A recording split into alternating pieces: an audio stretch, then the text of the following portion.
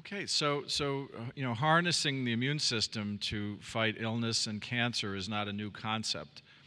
The approach of stimulating an immune response to fight cancer goes back even to the historical literature.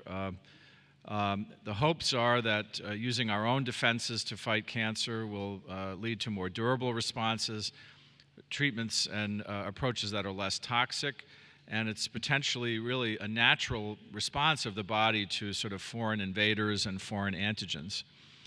And actually, it was a physician, a surgeon at New York Cancer Hospital, which was the precursor for Memorial, who developed a bacterial extract called Coley's toxin, and actually, even in the early literature, was actually able to induce some anti-cancer responses using this immunostimulating approach.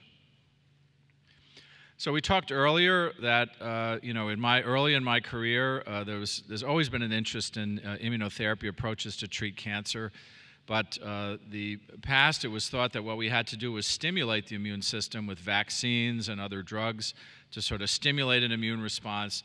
And we had really decades of really negative studies that approach of vaccines and immunostimulation really did not move the field forward.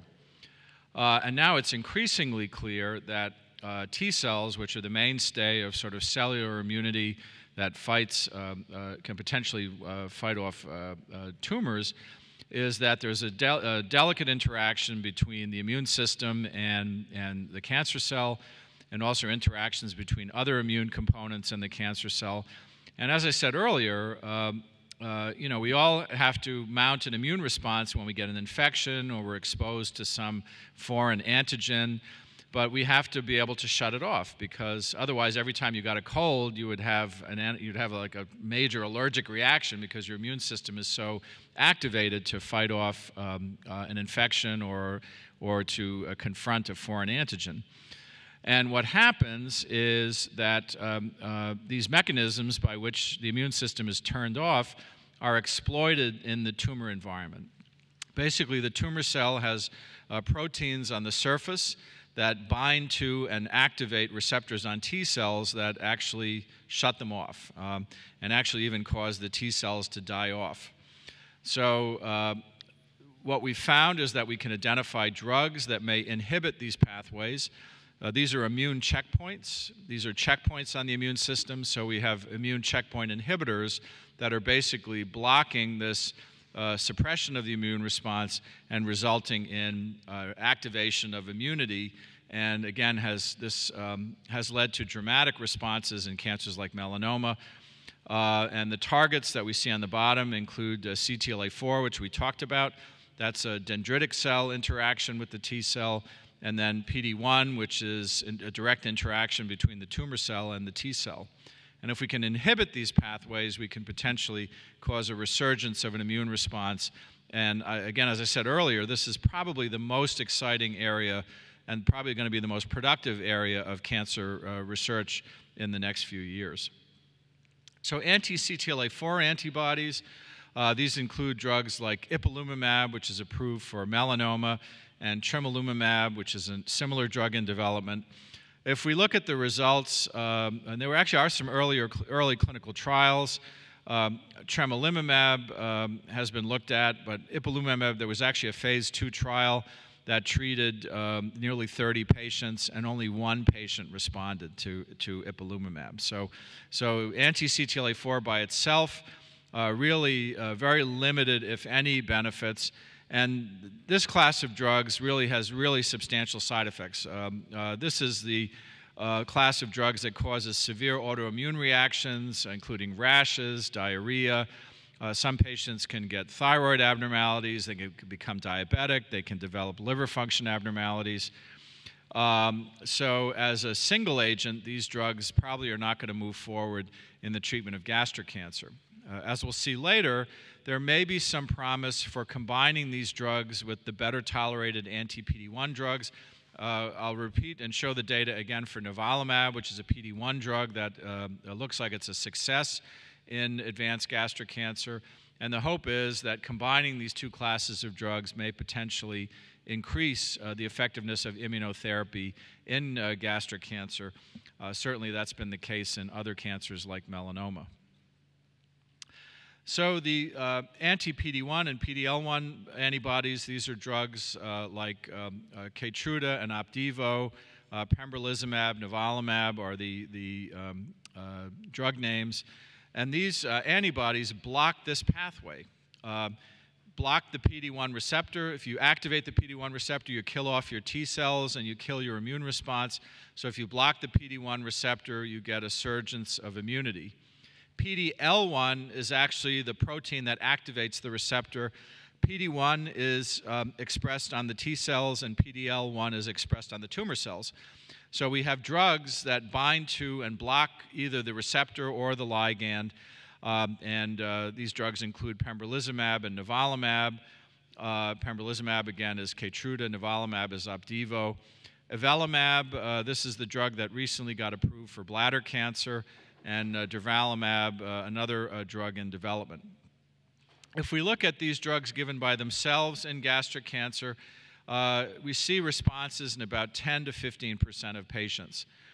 Now, it may be that because the target of the drug is this PD1, PDL1 pathway, if the cancer cell has a higher expression of this PDL1 molecule, those patients may be more sensitive to the drug. So there is evidence in lung cancer and to a lesser extent in melanoma that if you have a higher expression of this PDL1 protein on your cancer cell, you may be more responsive to the drugs.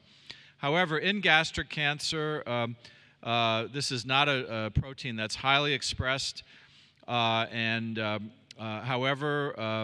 about 30 to 40% of gastric cancers do overexpress this protein.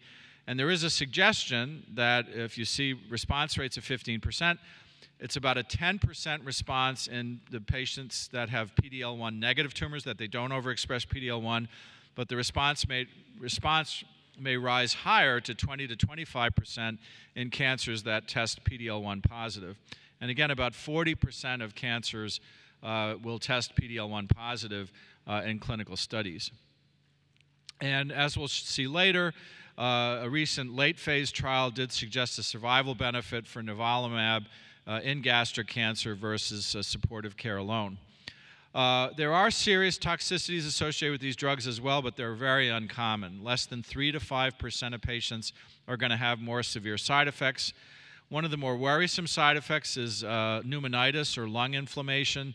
That can be a life-threatening toxicity in patients. It does require steroid treatment. And then liver function tests can go up, but it's usually not of any significance.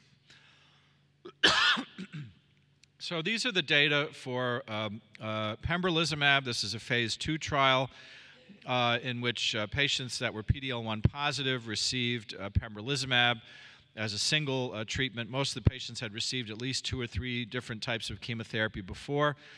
And the curve on the left side, that just tells you what percentage of patients continued on treatment as time went by. And that sharp drop-off at the beginning, it really indicates that most patients don't really benefit from these drugs. Very early on, the tumor will grow in those patients. They won't be helped. But then you see it starts to level off.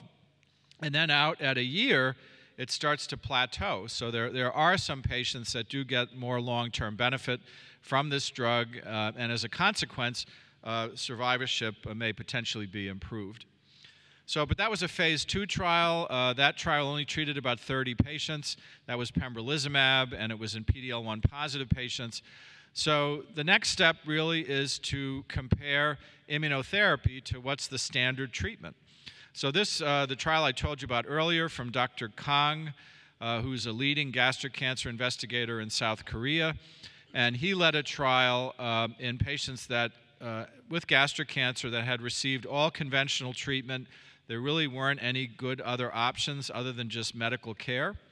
So patients with resistant gastric cancer were randomized on this trial to medical care plus a placebo. They actually did give a placebo because there really is no effective treatment at this point, versus active treatment with nivolumab or Opdivo. and the primary endpoint of the study was to improve survival. So whenever you have I know, there's a lot of ethical issues about placebo-controlled trials, but you'll notice that the trial here was weighted so that twice as many patients got the nivolumab as the placebo. So they didn't randomize 1-to-1. Twice as many patients got nivolumab, and half as many patients got just supportive care and placebo.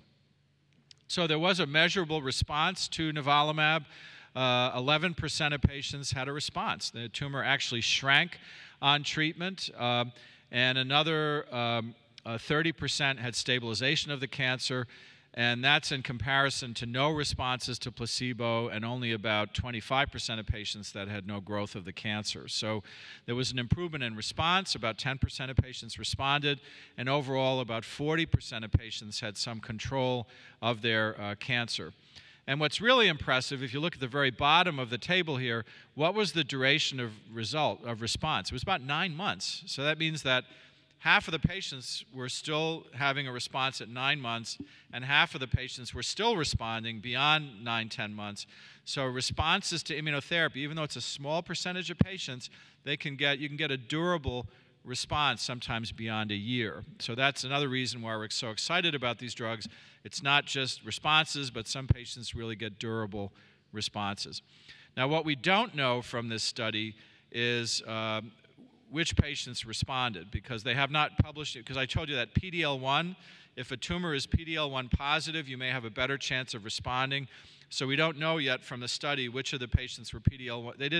You didn't have to be PDL1 positive or negative to go on the trial, so we don't know what the breakdown was. Did the PDL1 positive patients do better? We do know, however, that even PDL1 negative patients do respond to immunotherapy, but we have to wait for other reports of this study looking at the characteristics of the patients, whether they had markers in the cancer like PDL1 that might indicate whether or not they had a better chance of responding to therapy. So this was a clearly positive trial. It's a significant survival benefit. It is modest. But at a year into treatment, 27% of patients were living versus only about 10%, 10 or 11% that got supportive care alone.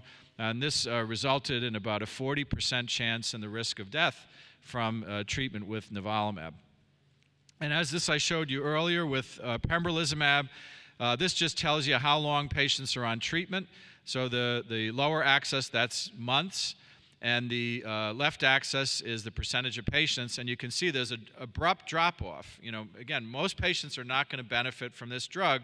So at the first or second CAT scan, the tumor's growing, you stop treatment, but then you see it starts to level off, that there are patients that do get a benefit, and then again benefit in some patients even beyond a year. So this is clearly a positive study for nivolumab and advanced gastric cancer. So I think many of us feel that this is a practice-changing trial, potentially. We now have positive data for an immunotherapy drug that may improve survival in gastric cancer patients that don't have other treatment options. And we saw very similar results with the pembrolizumab study. This was a single-arm study. There also are randomized trials of pembrolizumab versus best supportive care that are pending also. I suspect we're going to see similar results to nivolumab.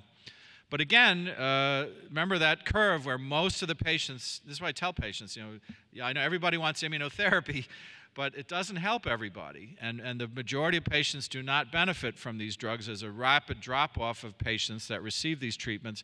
So what we really need to do is identify who's going to benefit. Is there something in the cancer or something in the patient that tells us that they're more likely to respond to these drugs? That's going to be the next wave of research.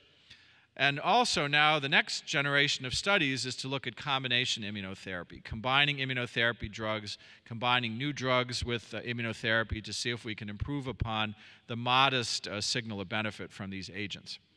So I showed you this slide earlier. These are data from a phase 2 trial in which the investigators combined nivolumab and ipilimumab. So they combined the PD1 drug with the CTLA-4 drug. This trial looked at 2 different doses and schedules of the drug. The first schedule was nivolumab 3 milligram and ipilimumab 1 milligram every 3 weeks. And then the other schedule was a lower dose of nivolumab, 1 milligram, and ipilimumab 3. And if you, they did look at the PDL, remember I told you PDL1 positive patients may do better. So if we look at all patients, that upper schedule, the response was only 10%. But in the second schedule of treatment, the response was 26%, which is encouraging. And particularly if you look at the PDL1 positive, they reported a 44% response to combination immunotherapy. So based on this encouraging signal of activity that maybe combination immunotherapy is a little better, maybe it's a lot better in patients that are PD-L1 positive, there is now a randomized trial that my colleague Yelena Janjigian is running at Sloan Kettering. It's being run globally and in the United States, looking at this combination of nivolumab and ipilimumab versus chemotherapy. So FOLFOX versus immunotherapy, and then the third arm of the trial is actually combining nivolumab with chemotherapy. So this is one of the most exciting first-line immunotherapy trials being run in the U.S. This is really only eligible patients are going to be patients that haven't received chemotherapy for advanced disease. The problem, however, with combination immunotherapy, it's a lot more toxic. Drugs like nivolumab and pembrolizumab, you see severe side effects in less than 3 to 5% of patients. But that anti-CTLA-4 antibody causes diarrhea, autoimmune reactions. And here are the data from the study. Now, on this trial, there also was a nivolumab alone arm, and they only saw severe toxicities in about 17% of patients, but it went up to 30 to 45% in patients getting combination immunotherapy, and some of these side effects included severe diarrhea, thyroid abnormalities, pituitary abnormalities. So this is not a treatment that may be appropriate for all patients as well because of the side effects that are associated with combination immunotherapy treatment. So how can we improve immunotherapy? Again, probably the only biomarker, the only marker in the cancer that may correlate with response is this PD-L1 protein expression on the tumor tissue. Right now, that's the main contender for a biomarker in gastric cancer. The PD-L1 positive patients do seem to have a higher response to these drugs compared to PD-L1 negative patients. And as I said earlier, PD-L1 positivity is found in about 40% of esophagogastric cancers. It does seem from the early studies that high PD-L1 expression does correlate with a better response to PD-1 drugs. That being said, however, not all PD-L1 patients respond. I mean, even in the PD-L1 positive patients, it's only about a 20% benefit. And it is clear as well that PD-L1 negative patients do respond. So just because you're PD-L1 negative doesn't mean that you shouldn't get these drugs, even though the likelihood of response or benefit is smaller. And drugs like nivolumab in lung cancer are actually approved for treating lung cancer regardless of what your PD-L1 testing is. So I showed you this slide earlier. This is that mutation spectrum. On the left-hand side, these are tumors that have relatively low rates of mutation. On the right side are cancers that have high rates of mutation. What tops the list is melanoma, and melanoma is the cancer that really, really responds to immunotherapy. And you can see that esophageal and gastric cancers are high up there. They actually have fairly high mutation burdens, so esophagus and gastric cancer are reasonable candidates for studying immunotherapy because of the mutational burden. So another potential biomarker of benefit is what we call MSI High status. This is seen in colon cancer. It's seen usually in earlier stage colon cancer. That stage 2 colon cancer is about 20% are MSI High. In stage 4 metastatic colon cancer is only about 5% of patients are MSI High. But when you have MSI High status, your cancer has lots and lots of mutations, because MSI means that you have a defect in the ability to repair abnormalities in the DNA, and that results in the cancer having a lot of mutations. So MSI High colon cancers have exquisite response to immunotherapy. It's quite stunning. I'm surprised the FDA hasn't approved pembrolizumab for these patients yet, because the studies indicate that in MSI High colon cancer, you get 60 to 70% remission rates, you get complete remissions. MSI High may be a biomarker for immunotherapy. So, and I mentioned earlier in the genomic studies of gastric cancer, there's about a 10 to 20% group of gastric cancers that may behave like MSI high tumors with lots of mutations. Maybe those patients are going to benefit from immunotherapy as well. MSI is also associated with Lynch syndrome. Lynch syndrome is familial colon cancer.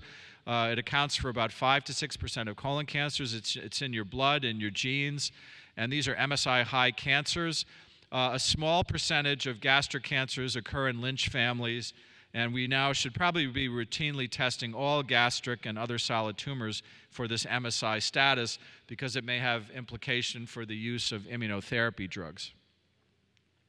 So there are many different phase 3 studies that are ongoing in immunotherapy. I showed the list earlier, the adjuvant trial of postoperative immunotherapy in esophagus cancer. The first-line trial we talked about, combination immunotherapy with ipilimumab and nivolumab in gastric cancer as first-line treatment. Pembrolizumab, combining pembrolizumab with chemotherapy as first-line treatment. Some of the studies are looking at single antibody versus placebo or chemotherapy. Some are looking at antibody versus antibody plus chemotherapy. I think one of the most exciting strategies is combination immunotherapy. Again, it's going to be more toxic. And then immunotherapy as an adjuvant treatment. Merck, which is one of the companies that's supporting this symposium, is developing a trial in gastric cancer of preoperative chemotherapy with or without pembrolizumab, adding immunotherapy up front to preoperative treatment in gastric cancer, and that trial should be moving forward, hopefully sometime within the next year for patients that are going to undergo surgery. So what are the future directions? I think there's a lot of interest in using these drugs as a preventive therapy in patients undergoing curative surgery. The combination approaches we talked about, combining these drugs with chemotherapy, combining immunotherapy drugs with targeted therapies. We talked about ramucirumab, that's the drug that starves the blood supply to the cancer. Trastuzumab or Herceptin, that's the drug that targets HER2. We actually have trials ongoing at Sloan Kettering combining pembrolizumab with both ramucirumab and Herceptin in first-line treatment. Then there may be new checkpoint pathways. That slide I showed you at the beginning showed about a dozen different potential pathways that might be targeted by these checkpoint inhibitors. Then we want to try and modulate the immune response. Are there ways that we can make the cancer more immunogenic? Can we make the cancer environment more inflammatory so that it stimulates the immune system better? We may actually revisit vaccines with the use of immunotherapy. A vaccine stimulates an immune response, so maybe combining a vaccine with a checkpoint inhibitor might be a way of boosting the immune response. And then another interesting approach is combining local regional treatments with immunotherapy. One of the things that happens when you do an ablation on a tumor or you radiate a tumor, you get, even if it's a metastasis, if you radiate or ablate a cancer, all of a sudden you get a massive release of the antigens from the tumor into the bloodstream, and that might potentially potentiate the immune response. So there's a lot of interest in combining immunotherapy with either radiation or local ablation to the cancer to see whether we can enhance an immune response. So targeted therapies, I'm just going to talk about a little bit. We did talk about ramucirumab earlier. Chemotherapy is really a nonspecific toxin to a cancer cell. It basically kills off a cancer cell because cancer cells grow more rapidly than normal tissues. So chemotherapy is kind of indiscriminate, and the side effects can also impact quite significantly on normal tissue. Targeted therapies are what they say they are. They target specific cancer growth pathways. We could hope that targeted therapies might increase the effectiveness of treatment, reduce side effects, might augment or enhance the role of chemotherapy. I don't think they're ready to replace chemotherapy, but I think they now complement the use of chemotherapy. Anti-HER2 therapy, the landmark trial was the TOGA trial. This is published now 7 or 8 years ago. This was a global effort because only about 10 or 20% of gastric cancers are HER2 positive. So this trial screened about 4,000 patients to get 600 patients on a clinical trial. And again, you have to do a trial to prove something works. You know, just because you showed a few patients benefit from a new drug doesn't mean it really works. So this trial compared chemotherapy alone with capecitabine and cisplatin versus chemotherapy plus Herceptin. And the primary endpoint of the trial was to improve survival in patients that were HER2 positive.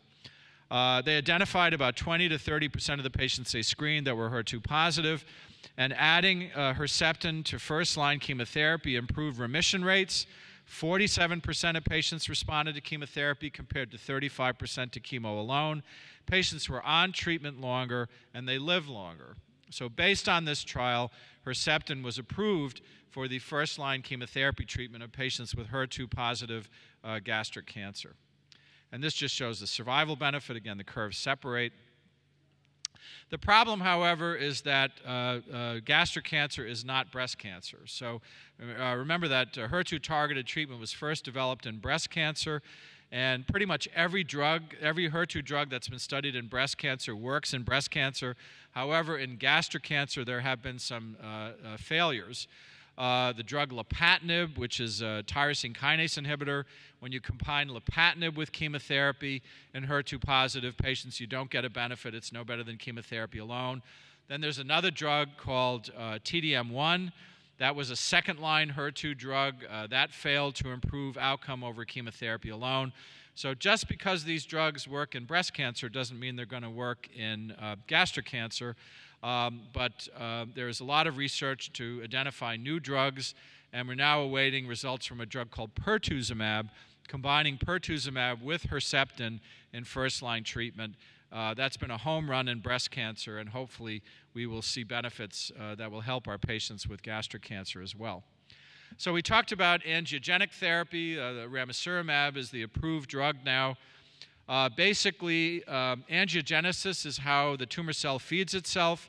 The cancer cell has to create a blood supply so the cancer cell can be nourished.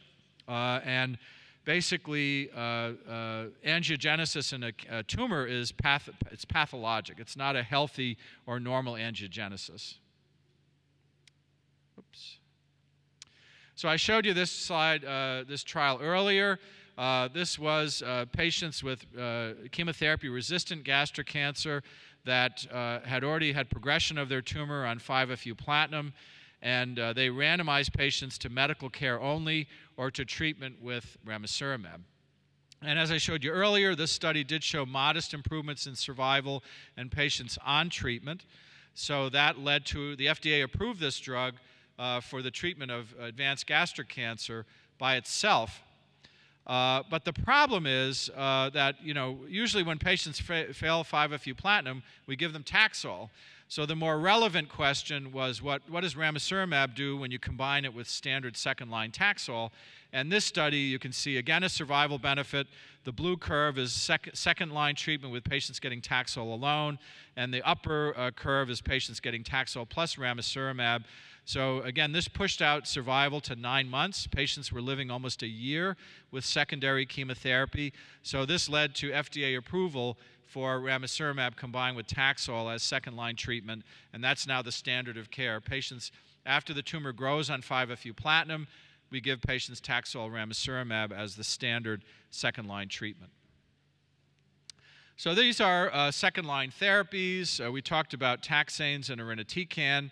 But the standout here is the Taxol ramucirumab, where we've now pushed out survivorship approaching a year in patients with second-line treatment. We talked about the first-line trial. Now that ramucirumab is approved second-line, will this drug improve chemotherapy effectiveness when we give it to patients when they walk in the door? So the Rainfall trial is looking at capecitabine cisplatin with or without ramucirumab in first-line treatment.